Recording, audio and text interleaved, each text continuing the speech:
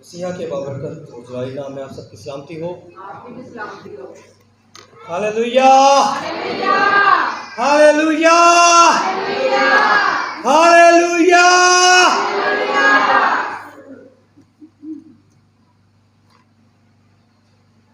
सो आज खुदावंद ने मौका बख्शा कि आपके साथ खुदावंद का कलाम शेयर कर सकूं।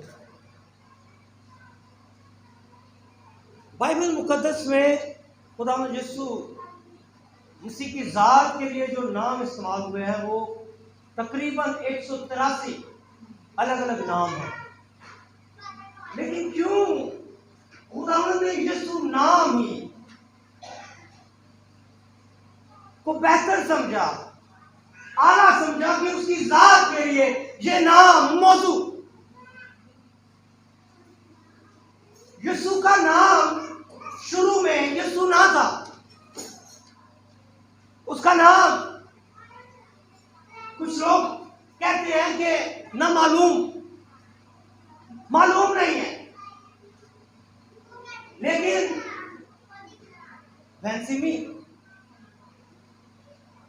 आपके बदन का नाम क्या है, या आपकी रूह का नाम क्या है, या आपकी जान का नाम क्या है? जो मेरा नाम है वो मेरी रूह का नाम है, मेरे बदन का नाम भी है। तो खुदावंद यीशु मसीह का नाम पहले यहोवा, बाप का नाम यहोवा, बेटे का नाम यहोवा और रूहुल कुद्स का नाम भी यहोवा। यीशु मसीह ने बारहा कहा मैं हूं, बारहा उसने अपना नाम जाहिर किया। इसलिए तो उसे पत्थर मारते या उसे संसार करने की कोशिश करते। खुदावंद उनसे कहता मैं हूं, क्योंकि जो यहोवा का मतलब है उसका मतलब ही ये है कि मैं हूं, मैं वाकई वजूद रखता हूं यहोवा। जब जमीन पर उसने आना था, बहुत से अंबिया ने और बहुत से रसूलों ने, बहुत से नज़ीरों ने उसे अलग अलग नामों से पुकारा, उसके बारे में पेश गोइयां की। जब यीशु मसीह इस जमीन पर आ गए, उसके बाद भी यीशु मसीह को अलग अलग नामों से पुकारा गया। तो ये तमाम नाम 183 बनते हैं। और जब हम देखते हैं कि यहोवा उसका खुद का नाम, लेकिन जब उसने जमीन पर आना था तो उसने उसके लिए बहुत से नामों का इंतखाब किया गया, पुकारा गया। इमानुएल, जिसका मतलब है मैं तुम्हारे साथ हूं, खुदा हमारे साथ है। तो खुदा ने इमानुएल के जरिए बताया कि मैं तुम्हारे साथ हूं।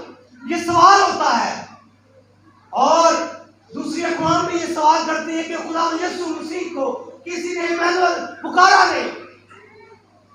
लेकिन क्या आप जानते हैं, जब यीशु मसीह आसमान पर जाने लगा तो उसने कहा दुनिया का कुल इख्तियार मेरे साथ है, देखो दुनिया के आखिर तक मैं तुम्हारे साथ हूं। ये इमानुएल नहीं तो और क्या है? हालेलुया, हमारा खुदा हमारे साथ। उसके लिए कहा गया वो जी मुशीर, खुदा कादर, अब्दियत का बाप, सलामती का शहजादा। जन्मियों से कहता है कि खुदावंद हमारी सदाकत। और जो इब्रानी नाम इसके लिए इस्तेमाल किया गया है, जो इब्रानी नाम एक्चुअल में यहोवा की जात के लिए इस्तेमाल हुआ है, वो है यहोवा तसद्दिक़ेनू। और पाक तरीन नामों में से एक। यहूदी इस नाम के बारे में कहा करते थे कि ये नाम सब नामों से पाक। तो ये यीशु के लिए इस्तेमाल हुआ। और ऐसे बहुत से नाम खुदावंद की जात के लिए इस्तेमाल हुए। लेकिन जब वो जमीन पर आने वाला था तो यीशु नाम खुदावंद ने अपनी जात के लिए मुकर्रर कर दिया। खुदावंद की जात के लिए यह नाम मंसूब हो गया 700 साल पहले। और फिर 2000 साल पहले फरिश्ते आकर इस नाम का प्रचार करते रहे। पहले तो इस नाम का मकसद बयान करते रहे कि वो नजात देगा। और यीशु का मतलब क्या है? यहोवा नजात है, यीशु यहोवा, और फिर वो नजात देने वाला। और उसने ये नाम अपनी जात के लिए मंसूब कर दिया, क्योंकि ये सब नामों से आला नाम, ये नाम सब नामों से उत्तम, ये नाम सब नामों से बाला। जब आप ये नाम पुकारते हैं तो इब्लीस की नींव हिल जाती है, इब्लीस शर्मिंदा और शिकस्त खुर्दा होना शुरू हो जाता है, बीमारियां दूर भागना शुरू कर देती हैं, आपके जिस्म आजाद होना शुरू हो जाते हैं जब जब आप यीशु नाम पुकारते हैं। क्योंकि यीशु नाम ही ऐसा नाम है जिसके आगे आसमान और जमीन के सारे बाशिंदे और हर एक घुटना इकरार करता है कि यीशु मसीह खुदावंद है। हालेलुया। सो आज हम बाइबल मुकद्दस में से सीखेंगे यीशु नाम और क्रिसमस की असल बुनियादें। सो मेरे साथ निकालिए गजलात songs of Solomon chapter 1 verse 3, पहला बाब है और उसकी 3री आयत। कोई बहन भाई पढ़ने में रहनुमाई कर दे। तेरे इत्र की खुशबू लतीफ है, तेरा नाम इत्र रेखना, इसीलिए कुमारियां तुझ पर आशिक है। शुक्रिया। इसके साथ ही मत्ती की मार्फत लिखा गया इंजील बयान और उसका पहला बाब और उसकी 20वीं और 21वीं आयत। वो इन बातों को सोच ही रहा था कि खुदावंद के फरिश्ते ने उसे ख्वाब में दिखाई देकर कहा, ऐ यूसुफ इब्ने दाऊद, अपनी बीवी मरियम को अपने यहाँ ले आने से ना डर, क्योंकि जो उसके पेट में है वो रूह कुदस की कुदरत से है। उसके बेटा होगा और तो उसका नाम यीशु रखना, क्योंकि वो ही अपने लोगों को उनके गुनाहों से निजात देगा। खुदा के पाक कलाम के पढ़े और सुने जाने के वसीले खुदावंद हम सबको बरकत दे। आमीन। आमीन। जो पहला हवाला हमने पढ़ा, तेरे इत्र की खुशबू लतीफ। अच्छा, बिटिया के पापा का नाम लतीफ है तो ये उनकी बात नहीं हो रही।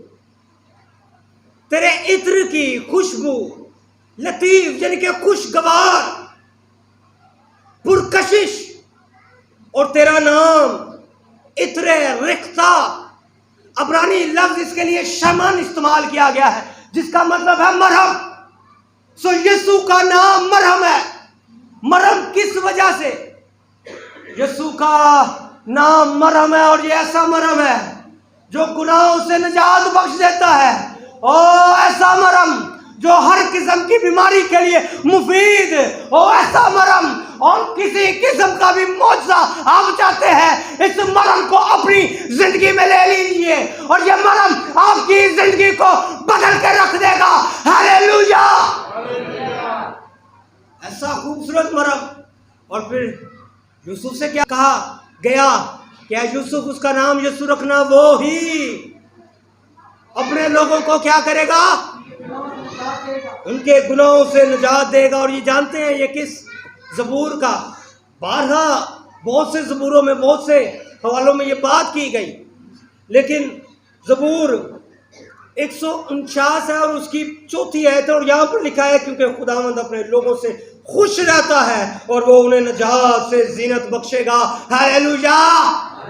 सो बहुत सालों से खुदावंद यीशु मसीह का नाम नबूवतों के जरिए, उसके मफहूम के जरिए बताया गया और यह नाम सब नामों से आला, और इसी वजह से यीशु नाम हमें बख्श दिया गया, हमें गिफ्ट के तौर पर दे दिया गया कि ये नाम जो है वो हमारे लिए मरहम, हमारे हर दर्द के लिए मरहम।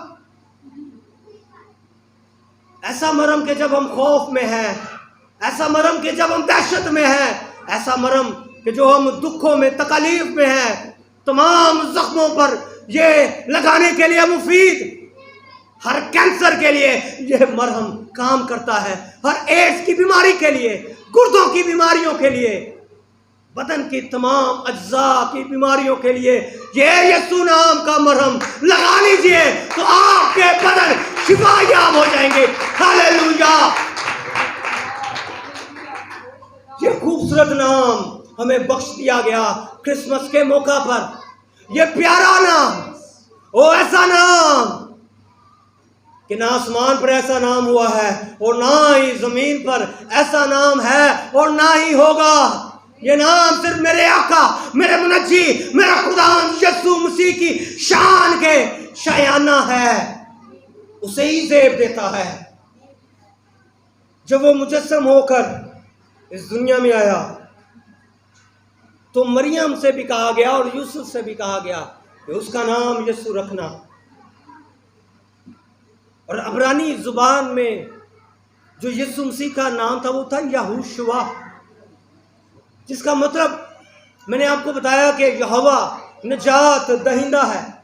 और आप जानते हैं कि जब आप ये नाम पुकारते हैं यीशु, जैसे ही आप ये बोलते हैं दुआ में है यीशु, आपको कुछ बोलने की जरूरत नहीं है। इसलिए वो शायर कहते हैं नाम जपा मैं। जब आप सिर्फ ये नाम जपते हैं तो इसका मतलब है ऐ यीशु, यानी मेरे निजात दहिंदे, मेरे बचाने वाले, मेरे निजात दहिंदा खुदा, मेरा शिफा देने वाले, मुझे रिहाई देने वाले। सिर्फ एक नाम जब आप पुकारते हैं तो तमाम किस्म की बीमारियों से, तमाम किस्म के गुनाहों से आप आजाद होना शुरू हो जाते हैं। Hallelujah, hallelujah. अरे मैं आपको खुशखबरी दे रहा हूँ, हालेलुया। लंबी चौड़ी दुआओं की जरूरत नहीं है, सिर्फ यीशु नाम पुकारने की जरूरत है तो आपके लिए सब कुछ होना शुरू हो जाएगा। हालेलुया। ये यीशु नाम की अलूहियत, यीशु नाम में कुदरत पाई जाती है। इसलिए हम गाते हैं यीशु नाम में कुदरत पाई जाती है। गडरियों को भी एक नाम दिया गया कि तुम्हारे लिए, हालेलुया। वो दुनिया के खुदा खुदा हो सकते हैं, दुनिया के खुदा भगवान हो सकते हैं, दुनिया के खुदा अल्लाह हो सकते हैं, दुनिया के खुदा कुछ भी हो सकते हैं, लेकिन कोई भी दुनिया का खुदा मुनज्जी नहीं हो सकता, क्योंकि मुनज्जी सिर्फ और सिर्फ मेरा और आपका आका खुदावंद यीशु मसीह नासरी है। हालेलुया। मुनज्जी के लिए जो लफ्ज इस्तेमाल किया गया है सोतरे, अच्छा जो सोतरे हुआ है ना उनके समझ में कैसे सोतरे, सोटारे या सोतरे, जिसका मतलब है निजात दहिंदा, वही नाम जिसका मतलब यीशु है, वही यहां पर बताया गया कि निजात दहिंदा।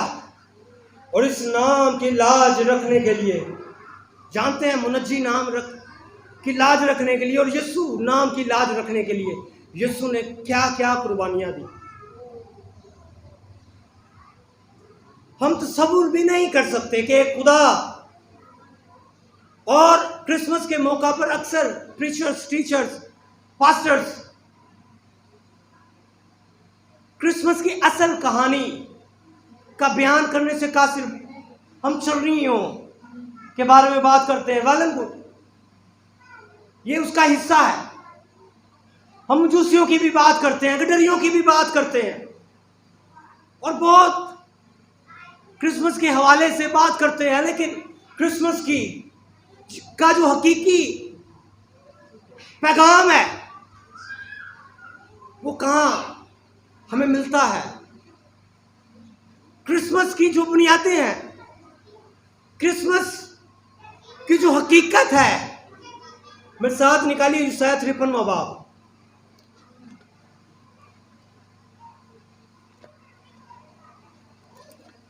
अक्सर औकात इसे हम मसीह के दुखों के लिए ही इस्तेमाल करते हैं, लेकिन अबवाब के शुरू में देखिए कि ये पैगाम कौन सा है। सो यहां पर लिखा है, हमारे पैगाम पर कौन ईमान लाया और खुदावंद का बाजू किस पर जाहिर हुआ पर वो उसके आगे कोंपल की तरह और खुश्क जमीन से जड़ की मानिंद फूट निकला। क्या ये मसीहा की पैदाइश का जिक्र नहीं है? दस्यो, मसीह की पैदाइश का जिक्र कि वो खुश्क जमीन से जड़ की मानिंद फूट निकला।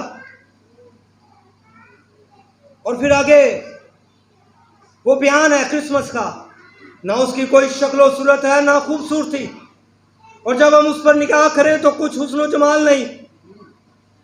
हम उसके मुश्ताक हों। वादियों में हकीरो मरदूद और मर्दे गमनाक और रंज का आशना था। लोग उससे गोया रूपोश थे, उसकी तहकीर की गई। सबनी च पैदा होया इदू वड्डी केड़ी तहकीर हुई? आजकल के बच्चे भी की आंदे, उन्होंने मूँह च चांदी का चमचा होंदा ते खुदा वो पैदा ही एक बदबूदार जगह पर हो रहा है। इससे बड़ी तहकीर क्या?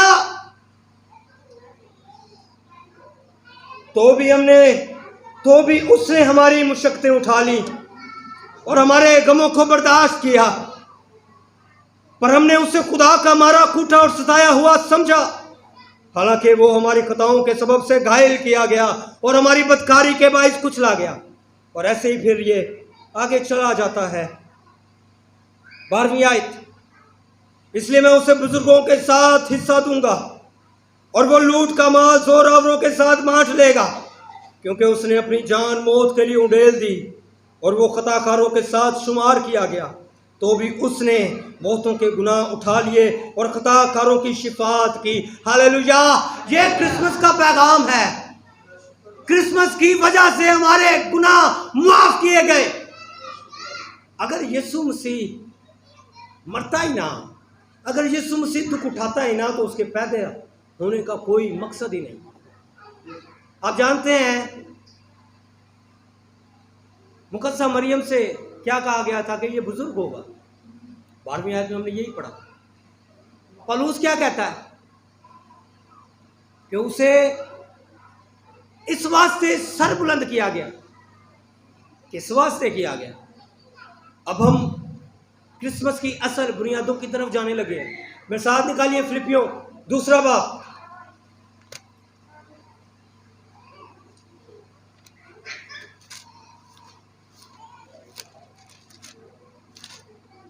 फिलिपियों 2 बाब और उसकी 6ठी और 7वीं आयत। उसने अगरचे खुदा की सूरत पर था, खुदा के बराबर होने को कब्जा में रखने की चीज ना समझा, बल्कि अपने आप को खाली कर दिया और आदम की सी सूरत इख्तियार की और इंसानों के मुशाबा हो गया। शुक्रिया। क्रिसमस की असल बुनियादें इन 2 आयतों में छिपी हुई हैं। उससे पहले इस पर बात करें, आप जरा इमेजिन करें कि खुदा जो शहंशाह का शहंशाह है, जिसके पास दुनिया का कुल इख्तियार, वो लामहदूद, लेकिन अब वो महदूद होने वाला था। अपनी सारी शानो शौकत को छोड़कर लाखों लाख फरिश्ते उसके आगे सिजदा करते। लेकिन जब क्रिसमस की रात वो पैदा कहां पर हुआ? और ये यीशु मसीह ने इसका इजहार भी किया और 12 किया। मत्ती और लूका में हम इसका हवाला देख सकते हैं। लेकिन हम चलते हैं क्रिसमस की असल बुनियादों की तरफ। क्या लिखा है यहां पर 6ठी आयत में? उसने अगरचे खुदा की सूरत पर था, खुदा के बराबर होने को कब्जा में रखने की चीज ना समझा। जो उसका जलाली बदन था, जो उसका इलाही जामा था। क्या लिखा है कि खुदा के बराबर होने को कब्जा की चीज ना जाना। वो उतार कर आसमान पर रखकर जमीन पर आता है, अपना सारा जलाल, अपनी सारी खुदाई, अपनी सारी शान और शौकत, अपना ताज, अपना तख्त, वो नूर छोड़कर तारीकी में आ गया। वो जलाली बदन जो हम इमेजिन भी नहीं कर सकते, वो छोड़कर जमीन पर आता है क्रिसमस। फिर दूसरी चीज कि जब क्रिसमस के मौका पर उसने छोड़नी पड़ी, क्या लिखा है? बल्कि अपने आप को खाली कर दिया। खाली करने से अक्सर औकात हम यही कहते हैं, बड़ा हलीम हो गया, बड़ा हलीम। तो ये ठीक है, लेकिन दर हकीकत खाली होने से मतलब है कि उसने अपनी रेपुटेशन छोड़ दी। उसने हजारों की तादाद में सारे, उसे कुछ क्या जरूरत थी आने की?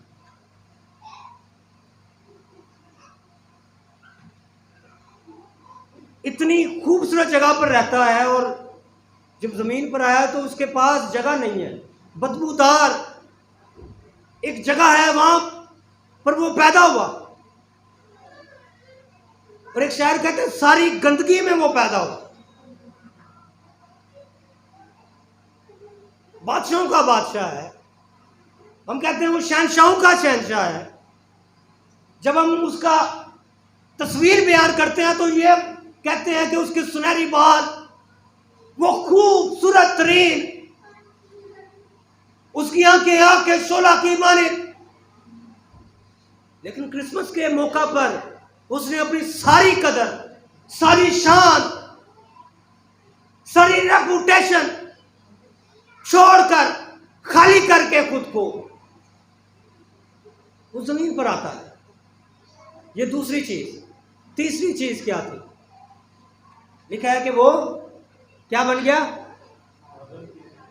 अपनी रेपुटेशन छोड़कर, अपनी सल्तनत छोड़कर वो लोगों के पांव धोता हुआ नजर आता है। इतना बड़ा खुदा, इतनी पूरी कायनात का खालिक लोगों के पांव धोता हुआ नजर आ रहा है। और आप जानते हैं यहूदियों के नजदीक पांव कौन धोता था? गैर अक़वाम। और गैर अक़वाम को क्या कहते थे? वो कहते थे कुत्ते। इसलिए पतरस कहता नहीं खुदा हूं, तू ये काम नहीं करेगा, ये काम तेरे शाना शेआर नहीं है। लेकिन उसने कहा नहीं पतरस, ऐसा होने दे, क्योंकि मैं खिदमत लेने नहीं बल्कि खिदमत करने आया हूं। ये क्रिसमस है। वो खादिम बन गया, उसने ये करके दिखाया। और फिर चौथी बात क्या है क्रिसमस के मौका पर? इंसानों के मुशाबे हो गया। खुदा है, क्योंकि यही बात तो लोगों को समझ में नहीं आ रही कि खुदा इंसान बन कैसे सकता है। कोई समझने से हर बंदा कासिर है। पहले उस वक्त यूनानी और यहूदी भी यही समझते थे कि खुदा इंसान बन कैसे सकता। आज भी यहां पर बहस ही ये है कि खुदा इंसान बन कैसे सकता है। तो यही तो क्रिसमस है। हालेलुया! कि खुदा इंसान बनकर इस दुनिया में आ गया ताकि मैं और आप निजात पाए, मैं और आप जिंदगी पाए, बल्कि कसरत की जिंदगी पाए। हालेलुया! ये क्रिसमस था। जब वो इंसानों की मुशाबे बना तो इसका मतलब क्या है? जो कुछ मैं महसूस करता हूं वही कुछ खुदावंद ने भी महसूस किया। पहले कभी खुदावंद ने वो या वैसा महसूस नहीं किया था, लेकिन जब क्रिसमस के मौका पर खुदावंद इंसान बनकर इंसानों के मुशाबे हो गया तो उसने महसूस करना शुरू कर दिया। वो दुख, वो तकलीफ महसूस करना शुरू कर दी। और दर हकीकत वो जो लामहदूद था वो महदूद होकर रह गया। कैसे? अब कहीं कि खुदा है वो लामहदूद कैसे हो सकता?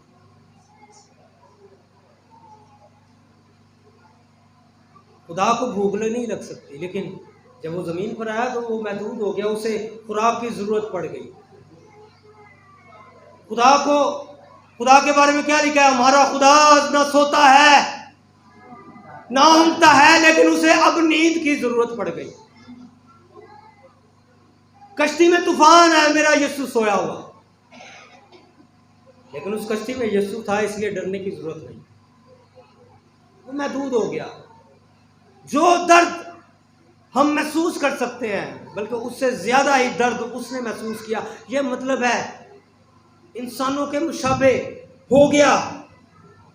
सो ये 4 चीज़ें यीशु मसीह ने क्रिसमस पर छोड़ी और उनको अपनाया, इंसानी चांबे को बना लिया, अपनी रेपुटेशन को छोड़ लिया, अपने खादम होने को अपना लिया।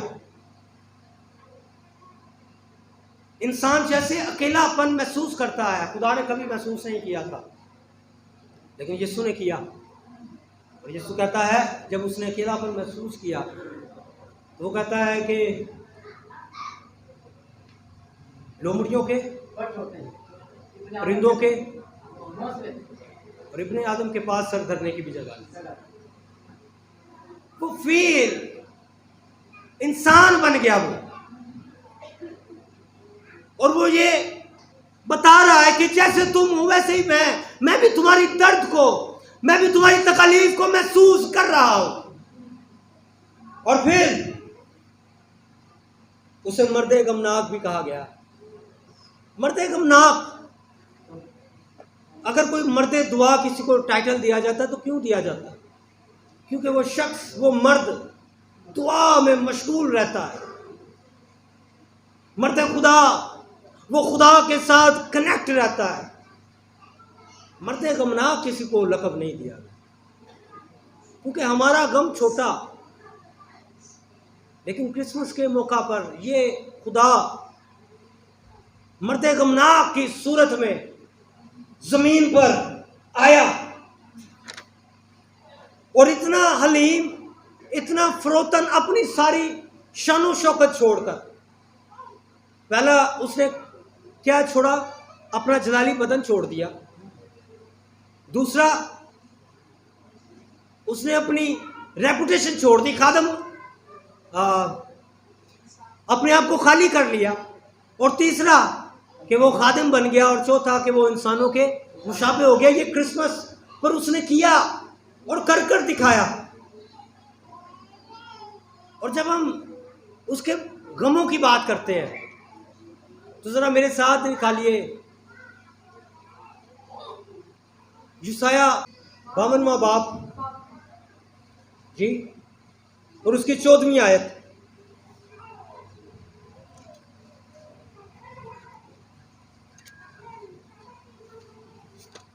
इस तरह बथेरे तुझको देखकर दंग हो गए, उसका चेहरा हर एक बशर से जायद और उसका जिस्म बनी आदम से ज्यादा बिगड़ गया था। इसी तरह वो बहुत सी कौमों को पाक करेगा और बादशाह उसके सामने खामोश होंगे, क्योंकि जो कुछ उनसे कहा ना गया था वो देखेंगे और जो कुछ उन्होंने सुना ना था वो समझेंगे। शुक्रिया। तो यहाँ पर क्या लिखा है? जिस तरह बथेरे तुझको देखकर दंग हो गए, उसका चेहरा हर एक बशर से जायद और उसका जिस्म बनी आदम से ज्यादा बिगड़ गया। और फिर आगे वो कहता है इसी सबब के वास्ते, इसीलिए और ऐसे ही इसी तरह से वो कौमों को पाक करेगा, वो निजात देगा। इमेजिन करे 600 फौजी बैठा है और वो आपके मुंह पर थूक रहा है। 600 फौजियों ने खुदा यीशु मसीह के मुंह पर थूका।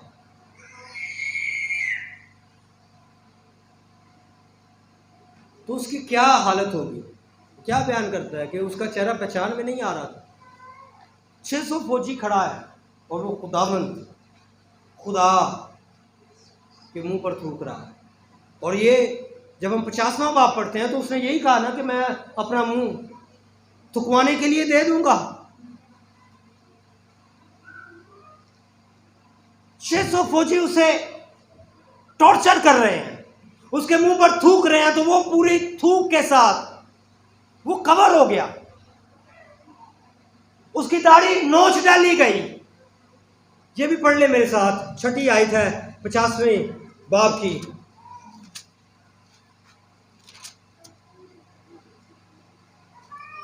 मैंने अपनी पीठ पीटने वालों के और अपनी दाढ़ी नोचने वालों के हवाले की।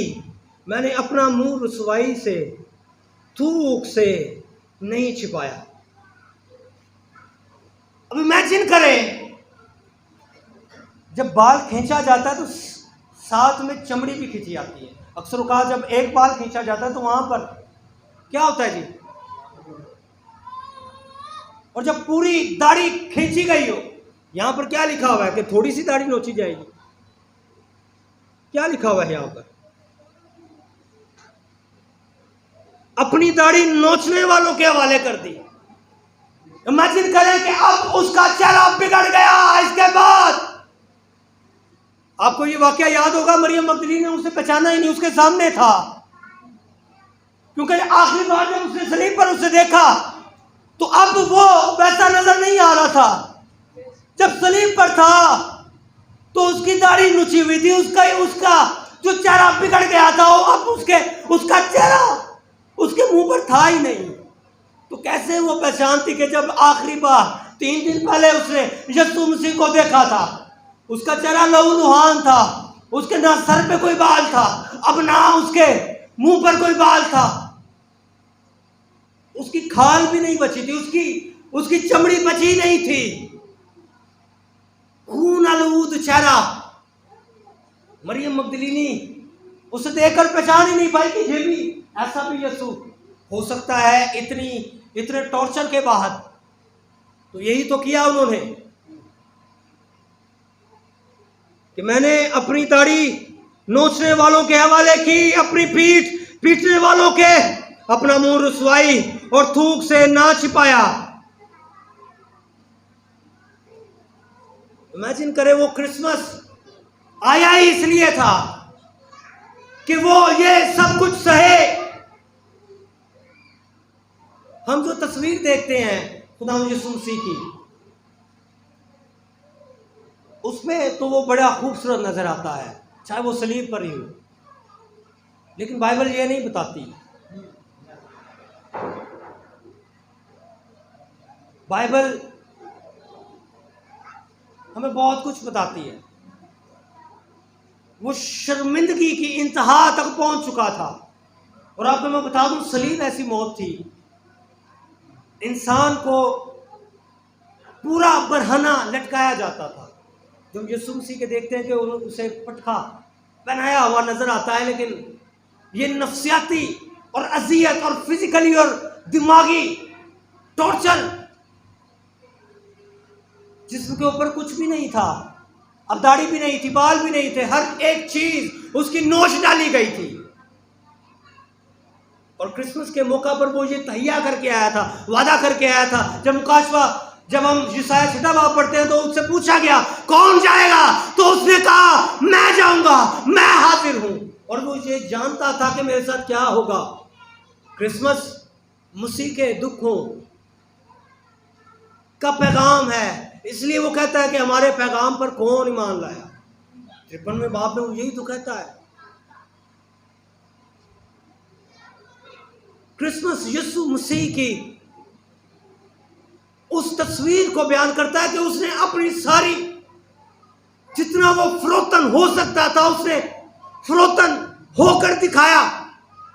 तो क्रिसमस को अगर हम ये कहें कि क्रिसमस की असल बुनियाद हलीम होना है, और मैं क्रिसमस मनाता हूं और हलीम नहीं हूं, तो आपको क्रिसमस मनाने का कोई हक नहीं है। क्रिसमस अपनी रेपुटेशन छोड़ने का नाम है। और अगर मैं अपने फख्र को, अपने गरूर को, अपनी रेपुटेशन को खुदावंद के लिए नहीं छोड़ता, तो ये मेरे लिए क्रिसमस नहीं है। क्रिसमस का मतलब खादम बनना है। अपने आप को दूसरे शख्स से छोटा समझना है। और अगर ऐसा मैं नहीं समझता तो क्रिसमस मेरे लिए कोई किसी काम का नहीं है। क्या मैं क्रिसमस ऐसे मनाता हूं? यीशु मसीह ने जो क्रिसमस का नमूना हमें दिया, क्या मैं वैसा क्रिसमस मनाता हूं? हाँ, मैं बड़ी शॉपिंग करता हूं। 6 महीने पहले मैंने सोचा, प्लान बनाना शुरू करना है कि मैंने क्रिसमस के लिए कौन सा ड्रेस खरीदना है, मैंने क्या करना है, कहाँ जाना है। लेकिन क्या जो क्रिसमस की असल बुनियादें हैं, मैं उनमें भी कुछ उनके लिए भी प्लान बना रहा हूँ। हर साल क्रिसमस आता है और फिर अगले साल फिर से वही क्रिसमस आ जाता है। अगर आप क्रिसमस की असल बुनियादों को, जो 4 बातें फिलिपियों 2 बाब में हमने सीखी, 6वीं और 7वीं आयत में, अगर वैसा कुछ हम करते नहीं है, यीशु मसीह ने जो नमूना दिया क्रिसमस के मौका पर, तो क्रिसमस हमारे लिए कुछ भी नहीं है। हम बस शराबें पीकर, बाहर चंदनी को सजाकर और यीशु से बड़ा सेंटा दिखाते हैं। कहीं भी देख लें, सेंटे की बड़ी तस्वीर थे यीशु रथी को। तो हमारा जो फोकस है वो फिर सेंटा ही होता है, यीशु नहीं होता। तो क्रिसमस के मौका पर यीशु मसीह को मौका दे कि जैसे उसने क्रिसमस हमको मनाने का नमूना दिया। अगर यीशु मसीह पैदा ही ना होता तो क्रिसमस कैसे होता? तो जब वो पैदा हुआ तो उसने नमूना दिया कि ऐसे क्रिसमस को हम सेलिब्रेट कर सकते हैं कि हम मसीह की मानित। अगर हम फिलिपियों 6 बाब और उससे थोड़ा सा पहले पढ़े तो क्या लिखा हुआ है वहां पर? हाँ जी, ऐसा ही मिजाज रखो जैसा मसीह खुदावंत का था। जैसी क्रिसमस से शेखी मार रहे हो ना कि मेरा ड्रेस वाटना अच्छा है, एक बहन दूसरी बहन से, तो मसीह का मिजाज तो फिर ना हुआ, खादम का मिजाज तो ना हुआ। सो क्रिसमस पर मुझे और आपको हलीम बनने की जरूरत है, जैसे मेरे खुदावंत यीशु मसीह ने हलीम बनकर दिखाया और वो मर्दे गमनाक बन गया। मुझे नहीं मालूम कि खुदावंत यीशु मसीह ने कैसा दर्द सहा होगा, लेकिन मैं शुक्रगुजार हूं कि वो अपनी मर्जी से इस सारे प्रोसेस से गुजरा, क्योंकि अब मैं पुकार सकता हूं, अब मैं चिल्ला सकता हूं कि मैं शिफा पा चुका हूं, मैंने अपना मौजूदा हासिल कर लिया है और मैं नजात पा चुका हूं, और इस सबब से मुझ पर अब कोई सजा का हुक्म नहीं है। हालेलुया। अच्छा, मैं खुशी दी बिशारत दी है तो हालेलुया। इन्ना थकिया, हालेलुया। सो इस क्रिसमस के मौका पर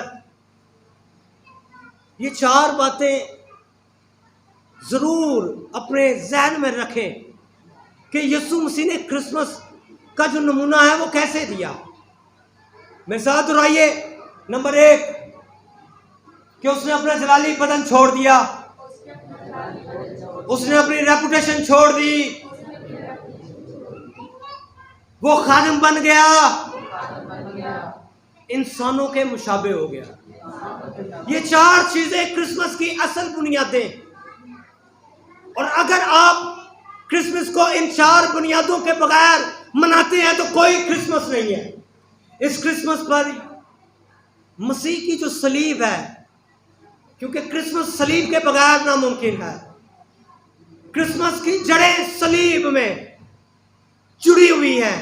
और इस क्रिसमस पर यीशु मसीह की सलीब की तरफ आ जाए, यीशु मसीह पर अपना फोकस करें। यीशु मसीह ने जो नमूना दिया, जो यीशु मसीह का मिजाज था, वैसा मिजाज अपना लें तो आपके लिए हर दिन क्रिसमस, हर रात क्रिसमस, हर दिन क्रिसमस, हर घड़ी क्रिसमस और हर घंटा क्रिसमस। हालेलुया।